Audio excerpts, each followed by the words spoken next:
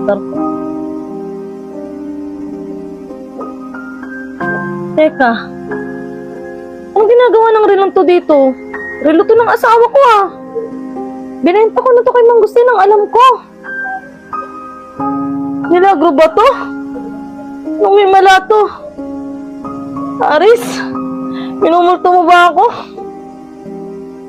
Teka, tatanong ko na lang sa mga anak ko paano napunta dito tong rilong to. Rawi? Toy, mga anak, gumising nga kayo saglit, may tatanong lang ako sa inyo. Bakit po, Nay? Rawi, Toy, umamin nga kayong dalawa sa akin. Alam niyo ba kung paano nakabalik tong relon to dito sa bahay natin? Binenta ko na kasi to kay Mang Agustin, kaya napaka-imposibleng makabalik to sa bahay natin. Hindi ko lang pinaalam sa inyo.